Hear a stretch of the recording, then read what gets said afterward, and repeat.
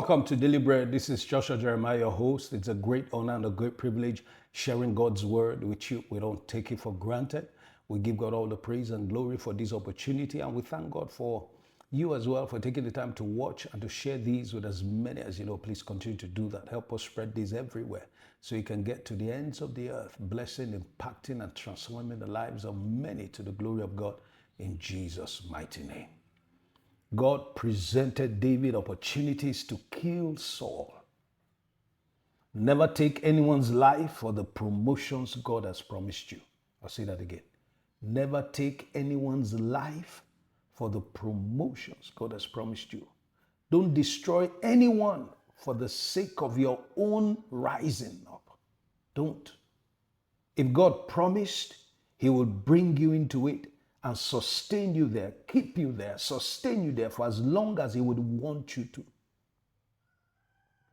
In 1 Samuel 24, verse 1 to 7, now it happened when Saul had returned from following the Philistines, that he was told him, saying, take note, David is in the wilderness of En-gedi. And Saul took 3,000 chosen men from all Israel and went to seek David and his men on the rocks of the wild goats. So he came to the sheepfold by the road, where there was a cave. And Saul went in to attend to his needs. He was pressed, so he went into the cave.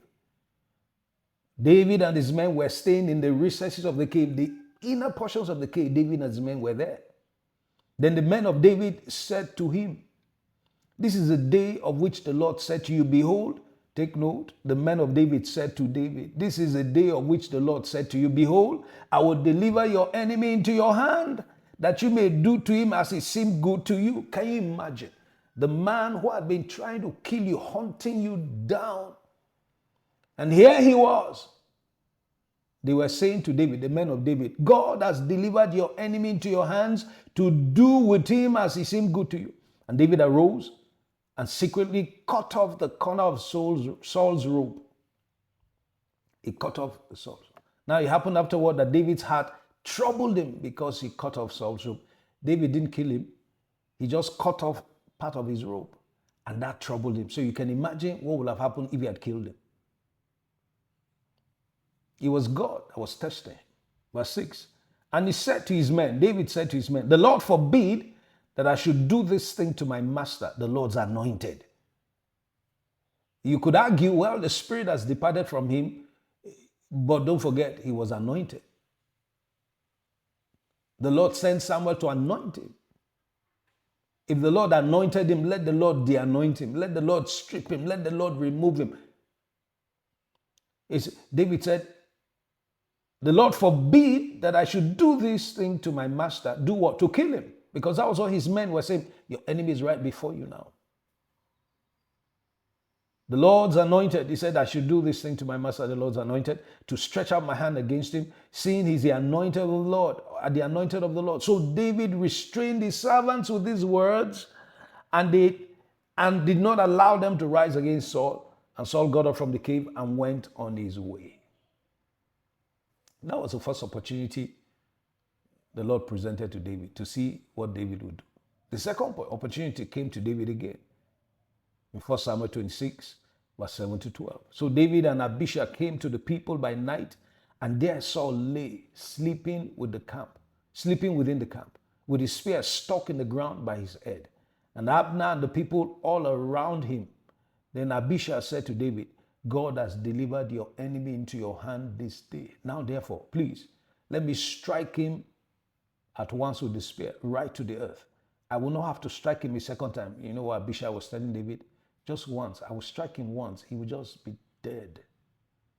David said to Abishai, do not destroy him. For who can stretch out his hand against the Lord's anointed and be guiltless? David said, furthermore, as the Lord lives, the Lord will strike him. He said, no, I'm not going to do that. I'm not going to destroy anyone for the sake of my promotion. I will not pull anyone down so that I can rise. No. I will not kill anyone so that I can't get to that position. No. The Lord anointed me. The Lord will make a way for me. He will bring me in the fullness of time. David said, furthermore, as the Lord lives, the Lord shall strike him. When it's God's time to remove him, he will do it himself. He will strike him. Or his day shall come to die. Or he shall go to battle and perish. And do you know that's exactly what happened to Saul? He went to battle and perished. The Lord forbid, verse 11, that I shall stretch out my hand against the Lord's anointed. Even if the person is not the Lord's anointed, don't stretch out your hand and do evil to anyone that for whatever sake will benefit you. Hear me well. Because what goes around comes around. Whatsoever you sow, you will reap. That's the reason. The Lord forbid that I should stretch out my hand against the Lord's anointed. And please, take now the spear and the jug of water that are by his head, and let us go. So David took the spear and the jug of water by Saul's head, and they got away. And no man saw or knew it or awoke, for they were all asleep. Why? Because a deep sleep from the Lord had fallen on them. So God set the stage to see, will David kill this man to advance himself? But David said no. Hear me well. Don't soil your hands on the journey of destiny.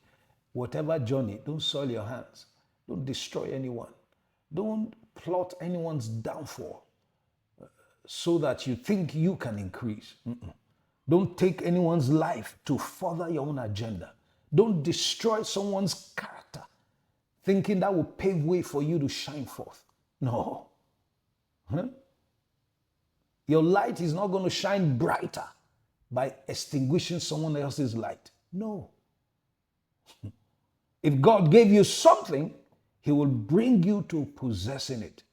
Don't try and pull anyone down because you have the opportunity while on your journey of destiny.